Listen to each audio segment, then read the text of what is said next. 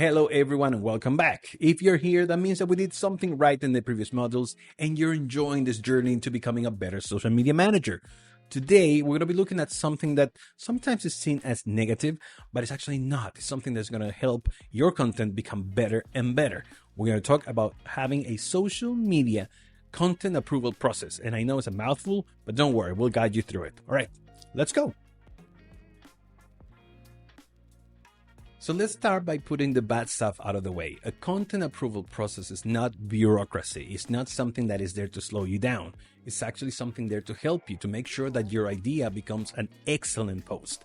So think about it. When you have this little idea here, it will have to go through certain checklists or certain stakeholders to make sure that that is not only up to the quality that your customers expect, but also has the right tone, the right voice, the right information.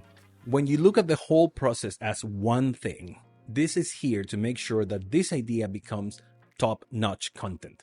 So let's start by asking ourselves, why do we need this process?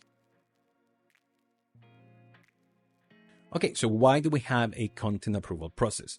Let's start with the basics. The process is there to ensure that your content, either a tweet, photo, video, whatever, aligns perfectly with the brand's voice and with your customer's expectation. But it's not just about avoiding typos or errors. It's about your brand's narrative, and that's very important. Now, who benefits from this content approval process? Not only the social media team, but basically everyone in the company. Because everybody gets to see how an idea becomes our top quality content that we deliver. Everybody feels, or at least the people involved in this specific post, for example, they feel that they are helping to maintain a certain brand voice, a certain brand quality. And when we deliver this top-notch quality content is when our customers also feel that we care about what we share, and that creates loyalty. Now, the cool part is to build one, right? You need to build your content approval process. And I want you to think of it as an orchestra. There are different parts that they have to move at the same rhythm. They have to add a little bit of each different instrument in order to create something amazing. So we identified 6 things that you need to consider before building your content approval process. Let's take a look at them. Strategy or purpose, a style guide, roles and responsibilities, approval hierarchies or processes, timelines, and of course, adapt and evolve. So let's take a look at each one of them. Let's start with strategy or purpose, right? Every piece of content that you put out has to have a meaning. It's a why. You always start things with a why, at least most of the time. Feel free to improvise too. But each piece has to have a reason. You are expecting something to happen out of that photo or tweet or video or post. Think about the why and see if it matches your strategy or the purpose of the whole campaign. A style guide is something not too many companies really pay attention to, but you as a social media manager, you should. A style guide is going to help you maintain a consistency in your messaging because you're going to know exactly how do you talk, what words do you use, which ones you don't use. Do you use emojis? What kind of colors are you going to use in each post, or how crazy you can literally go? Having a style guide is going to help you deliver the same experience across every channel.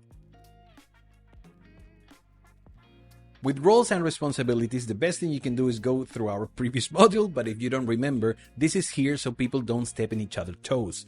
Everybody has a very clear mission, a very clear task to do. So someone creates the content, someone checks and makes sure that it's right, and someone approves the content and the content is out. That will help everything move faster, clearer, and better. The approval hierarchy is the backbone of this whole thing. And the reason being is because you know who is the right person to ask what, who is the right person to make sure that your content makes sense, is correct, and is good. So identify those people into the process and bring them in to make sure that every time your content is getting worked on, they are involved into the process and they will give the final nod for you to go ahead. Timelines are scary because they have deadlines. And deadlines is something that we always see as negative. But in this case, deadlines are going to give you a clear idea of how much time you have between idea and publication. Not that you already identify the right people that's going to be involved in the whole process. You know how long it's going to take you from this point to this point, and you can time your work and make sure everything is done at the right time. Consider adapt and evolve as a message for you to stay agile. Your marketing and your social media strategy needs to be agile because there's always new ways to communicate. There's always new content coming out. There are always new things or features of things that your company is doing. So you need to be ready to modify and adapt your content approval process to answer to those changes, to make sure that you're always up to date with everything happening not only inside, but also outside your company. So each one of these little instruments play a huge role into the whole creation of your approval process. Make sure you review each step, add all of these things together, and the music will start playing. Something else you need to consider when you're working on your approval process is into having a workflow. And the different kinds of workflows for different kinds of companies or different kinds of content. So let me cover 3 today. Linear workflow, matrix workflow, and iterative workflow. So we have different workflows for different clients or kinds of companies or kinds of content. So let's start with the linear workflow. Someone has an idea. Someone's going to write that idea. Someone's going to edit that idea, and someone's going to approve it.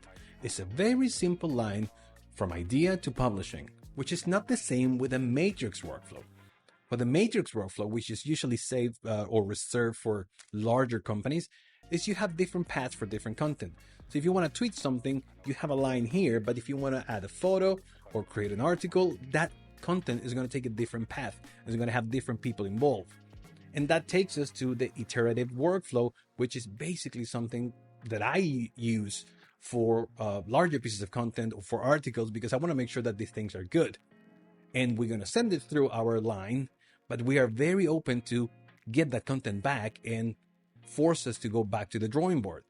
So when the content advances throughout the approval line, if something is wrong, we're ready to start from zero and recreate or fix or whatever we have to do to make sure we keep the quality up.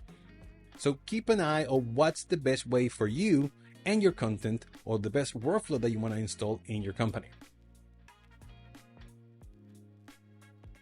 So now that you understand all of the moving parts of creating a content approval process and why is it relevant, let's see the benefits of it. Let's start with the simple reason that you're going to avoid typos, errors, mistakes, or spreading the wrong information. There's a process in place for you to avoid all of these. It also helps with collaboration inside the company because everybody is involved in certain aspects of the creative process. So it's not only you putting stuff out there in your social media channels, you have people that has a role and responsibility to make sure that the content is good and accurate. This also streamlines efficiency. Everybody knows their role. Everybody understands how this tiny idea from the social media team becomes a real publication. So it makes the whole process much easier and faster. And of course, all of this builds accountability and trust. By having a structured approval process, we're sending a message of professionalism to the company, and we're making sure that everybody involved in the process is committing to deliver the best we can to our audience. So as a final message, I want you to stop thinking that a content approval process is there just to protect you from mistakes and typos. You're doing something with much more impact. You're making sure that you're not alone into delivering high quality content to your audience. Now, I want to invite you to our next module, so stick around, don't go anywhere, because we have a lot more for you where all this came from. I thought you might be home, I wasn't sure.